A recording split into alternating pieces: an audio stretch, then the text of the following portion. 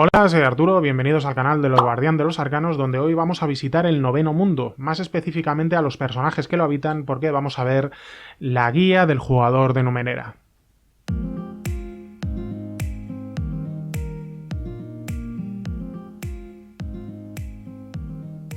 La guía del jugador de Numenera es el suplemento publicado para Numenera, dentro de lo poquito que ha publicado Locubierta, que ha sido el libro de reglas, la pantalla, la aventura del Espinazo del Diablo y este suplemento. Este suplemento que ya sabéis que Numenera sí es publicado por Montecook en inglés y ha sido traducido al español por parte de Locubierta y que nos va a dar un montón de opciones para poder personalizar a nuestros jugadores, para poder crear diferentes tipos de personajes con los que poder llevar a la mesa y que amplía enormemente las diferentes posibilidades que se dan.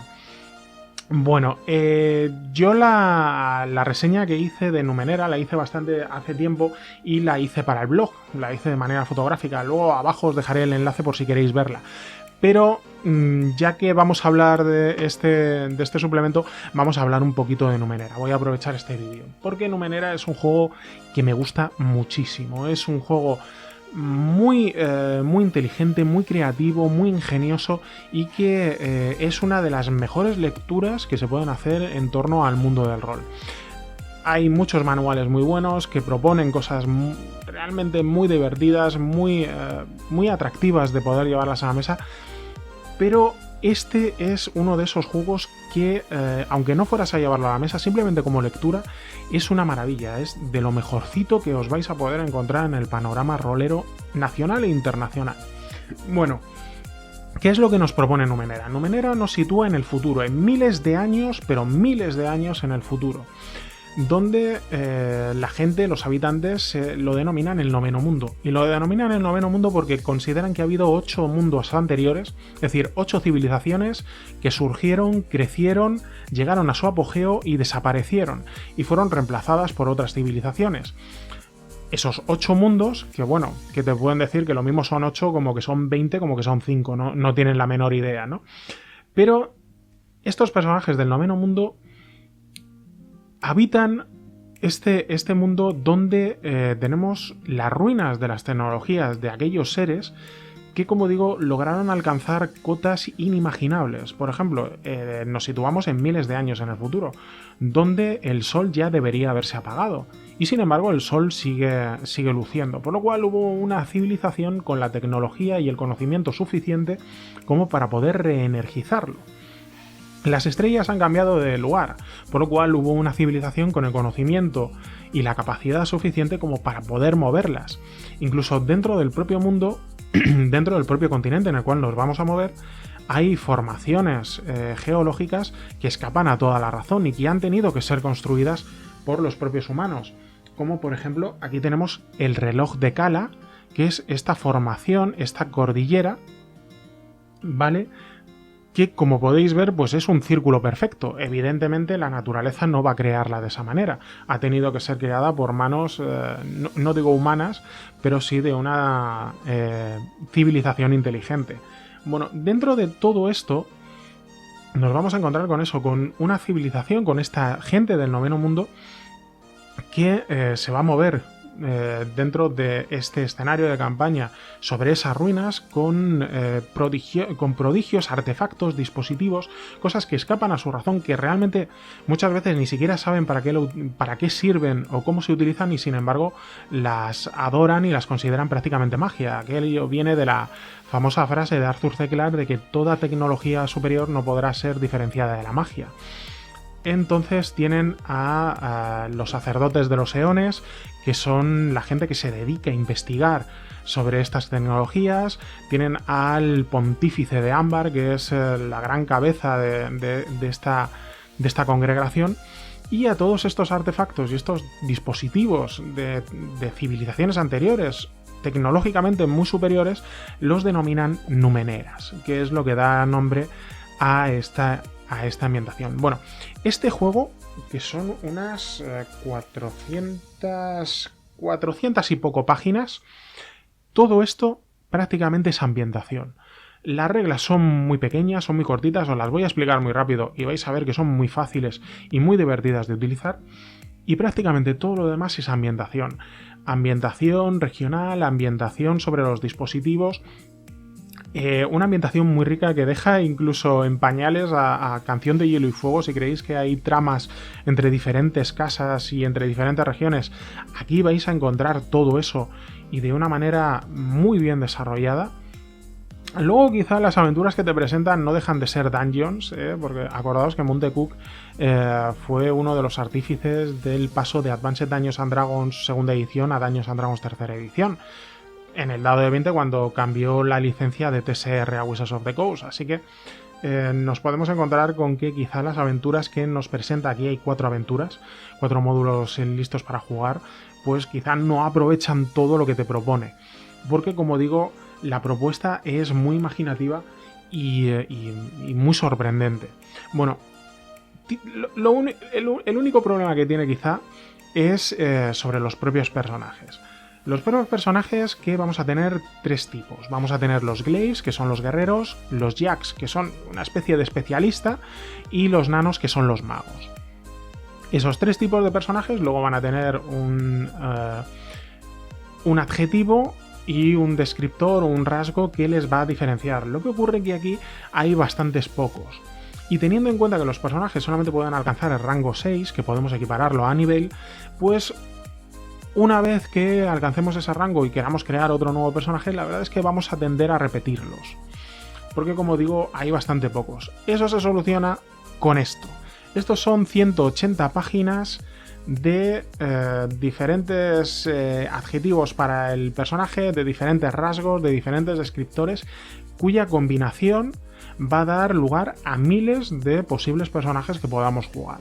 Por lo cual, está bastante bien y es muy útil. Este suplemento como tal no existe en inglés.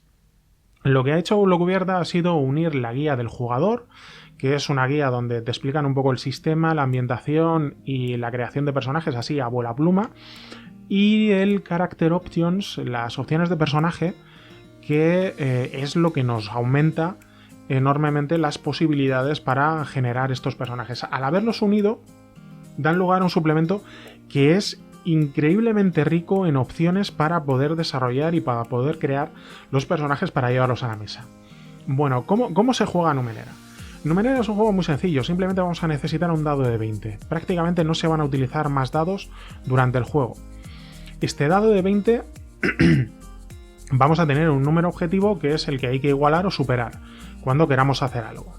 Los personajes van a tener 3 atributos, que van a ser vigor, velocidad e intelecto. Y eso se va a aplicar a cualquier tipo de situación. Lo que ocurre que van a ser más bien reservas. Vale, vamos a tener una dificultad que va a ir valorada de 1 a 10.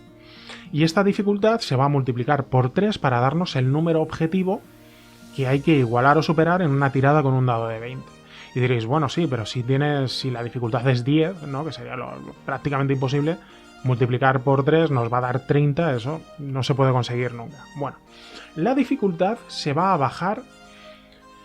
Primero, si tienes la habilidad correspondiente para el tipo de prueba que vas a realizar, bajarías en 1. Si además estás especializado, vas a poder bajarla en 2. Si por ejemplo tienes una dificultad de 5, si tienes la habilidad la bajarías a 4, y si tienes la especialidad la bajarías a 3, que 3 por 3 es 9, que sería el número objetivo a igualar o superar en la tirada del dado de 20. También se puede rebajar la dificultad mediante artefactos, es decir, mediante estos Numeneras. Si tienes algún tipo de artefacto, dispositivo o rareza que es aplicable o que puede producir algún tipo de efecto referente a la situación que quieres superar. Y también puedes conseguirlo, puedes rebajar esa dificultad mediante esfuerzo. El esfuerzo lo que significa es que de estas reservas de los 3 atributos que tenemos, vigor, velocidad o intelecto, la que sea aplicable a la situación que vayamos a tratar de superar, podemos gastar puntos de esa reserva, 3 puntos por cada grado que bajemos, por el primer grado. Luego por el segundo o tercer grado que podamos bajar ya serían simplemente 2 puntos. Pero dependiendo del rango en el que se encuentre el personaje, pues vamos a tener una capacidad de gasto mayor o inferior, o una serie de ventajas en ese gasto mayores o inferiores, que bueno, que eso ya va más referido y ya habría que meterse más dentro del sistema.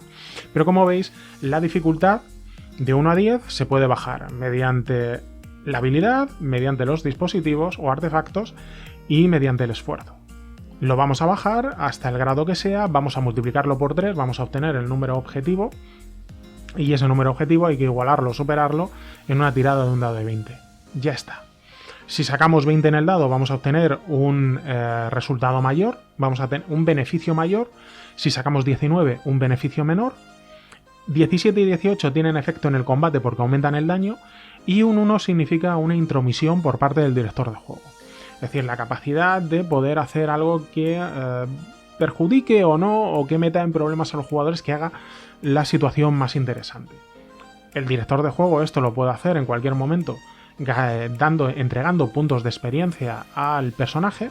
Por ejemplo, imaginaos que está en un puente y decide que, bueno, pues se suelta una cuerda para poneros en mayor peligro. Entonces yo te propongo esa intromisión y te doy 2 puntos de experiencia. Y el jugador lo acepta, se quedaría un punto de experiencia con él y otro punto de experiencia se lo daría a otro personaje en el cual también va a meter en el lío. No necesariamente directamente, pero sí que esté metido dentro de la propia acción. Podría denegarlo, no aceptando los 2 puntos de experiencia y dándoselos él al director de juego. Y al igual podría utilizar los puntos de experiencia como gastándolos, en vez de quedárselos para poder subir de rango o para poder adquirir más habilidades, puede gastarlos durante la propia partida para repetir tiradas. O sea que veis que aquí los puntos de experiencia se utilizan como bennies o como puntos de destino de otros juegos, ¿no?, más conocidos.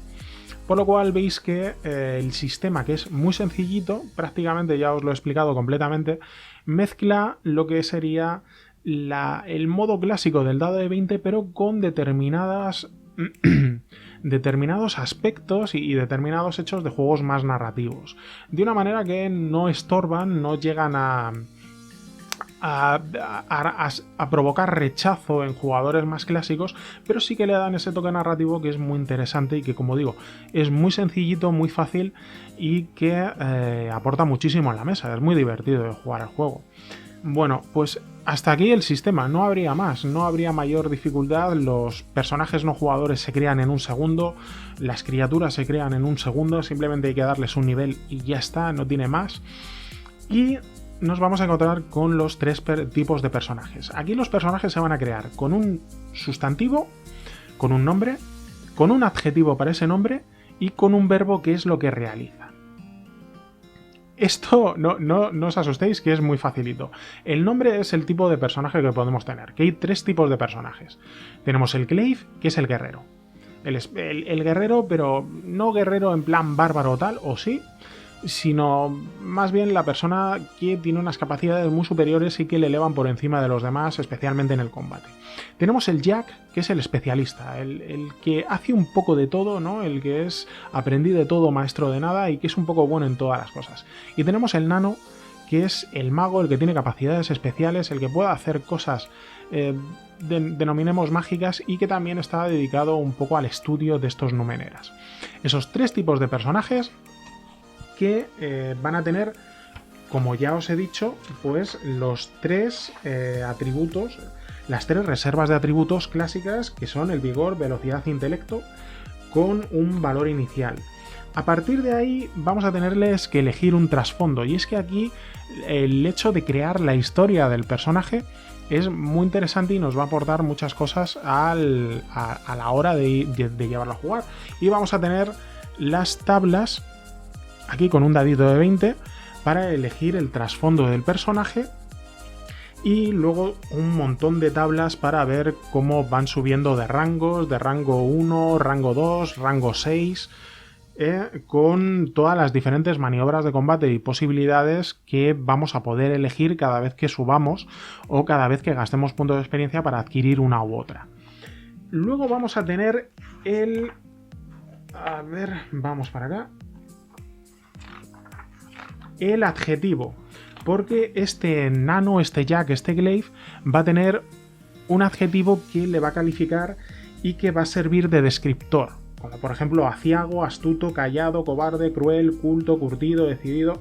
Bueno, hay un montón aquí en esta tabla, pero aparte de estos adjetivos también puede haber adjetivos locales dependiendo de la zona en la que haya nacido, adjetivos de seres abhumanos, porque aquí hay visitantes, recordemos que estemos en el futuro y que hay otras razas que han llegado, son minoritarias, aquí lo mayoritario es el humano, pero también hay otras razas, incluso tenemos mutantes, donde vamos a poder, este adjetivo, este descriptor, nos va a poder permitir escoger poderes mutantes tanto beneficiosos como perjudiciales, incluso meramente estéticos. Bueno, para que veáis, por ejemplo, tenemos el descriptor, pues aciago. Soy un glaive aciago, que es alguien que está bastante seguro de que su destino le conduce ineludiblemente a un terrible final. Esto va a otorgar habilidades, va a otorgar una mayor puntuación en determinada reserva, en este caso en la de velocidad, va a haber una fatalidad, incluso va a haber un enlace con la aventura inicial. Por ejemplo, te dice, enlace con la aventura inicial, escoge de entre las siguientes opciones cómo te viste implicado en la primera aventura. 1. Intentaste evitarlo, pero los acontecimientos conspiraron para llevarte donde estás. 2. ¿Por qué no? No importa, estás condenado, hagas lo que hagas. 3. Uno de los otros personajes te salvó la vida y ahora saldas tu deuda ayudándolo con la tarea que se ha propuesto. Y 4. Sospechas que la única esperanza que te queda de evitar tu destino podría ir en este sentido, es decir, haberte unido a esta aventura, lo que esperas sacar por ahí. Como veis, el nombre os da un trasfondo, el descriptor os va a dar un enlace con esa aventura inicial y una serie de beneficios. Y luego, a ver si te encuentro por aquí, un rasgo del personaje. Este rasgo del personaje es, más que definirlo, es lo que le hace especial. Vale, tablas de rasgos. Pues por ejemplo tenemos ameniza cualquier velada, aúlla la luna, blande 2 armas a la vez, blande el poder eficazmente, cabalga en el relámpago. Bueno, tenéis un montonazo. Espera, por aquí. Tenéis un montón de opciones que al final acabarían sumando, pues soy un glaive aciago que blande el poder eficazmente. Bueno, pues vamos aquí a blande el poder eficazmente. Pues esto nos va a dar opciones para cada vez que subamos de rango, con diferentes cosas que nos van a hacer mejores, nos van a hacer especiales, con sugerencias de efectos mayores o menores cuando empleemos este descriptor en particular, y nos va a dar una conexión con otro personaje jugador. Como veis, aquí la conexión entre los personajes, tanto el trasfondo como la conexión con la primera aventura, como ahora la conexión con otro personaje, nos ayuda mucho para crear el trasfondo total del personaje, cómo se ha involucrado, cómo está jugando y todo ese tipo de cosas que le dan 3 dimensiones, ¿no? Que lo hacen más allá de meros números en una hoja de personaje. Por ejemplo, aquí en blande el poder eficazmente te dice conexión. Elige a otro personaje jugador. Has creado una barrera inmutable y permanente en torno a él que lo vuelve inmune a tus arcanos salvo que él quiera que lo afecten. Elige a otro personaje. 2. Debido a un capricho del Numenera, a veces puedes compartir involuntariamente tus poderes con él, lo que reduce la dificultad de cualquier tarea que emprenda al utilizar sus arcanos en un grado. 3. Elige a otro personaje. Parece que dicho personaje no confía en ti ni le gustas, pero siente la necesidad de ganártelo. Y 4. Elige otro personaje. Has observado que posee un libro que te gustaría mucho estudiar, pero no sabes cómo abordar la cuestión. Bueno, te va creando situaciones, te va creando ayudas para poder introducir a tu personaje, para poder desarrollarlo y para poder construir toda una historia. Y como veis, pues bueno, puedes elegirlo tú o tirar un dado de 4 y elegir lo que te salga.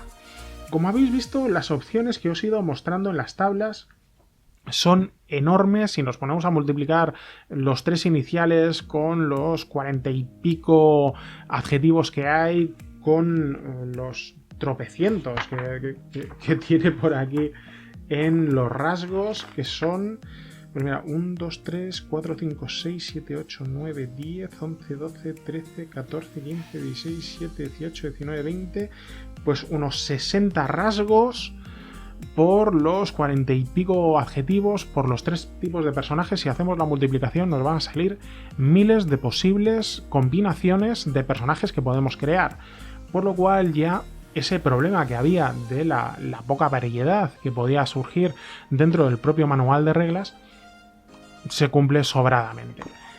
Y poco más tiene, porque luego al final tenemos lo que se llama la mochila del viajero, donde tenemos reglas adicionales y opcionales que ya te vienen en el manual y un poquito de equipo. Además, al final tenemos a 3 personajes ya completamente hechos, 3 hojas de personajes, evidentemente un Nano, un Jack y un Clave, para poder fotocopiarlas y llevarlos a la mesa y tenerlos completamente hechos. Bueno, este suplemento es útil, sirve, lo recomendaría, ¿no?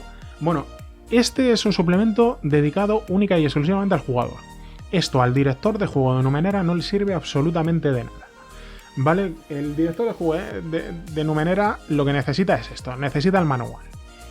Esto es única y exclusivamente para los jugadores. Si estáis jugando mucho tiempo a Numenera, si estáis desarrollando partida, campaña, le estáis dando mucho, los jugadores en un momento dado, como digo, pueden encontrarse con la poca variedad de posibilidades de combinaciones que hay en el manual de reglas.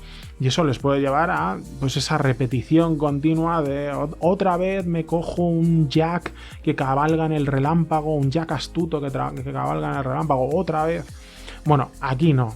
Aquí vas a poder tener un montón de opciones y un montón de posibilidades. Es más, esto a los jugadores Munchkin, a esos que les encanta ver las diferentes posibilidades, ver el combo que me permite hacer esto y aparte me otorga el beneficio en lo otro, este suplemento les va a encantar.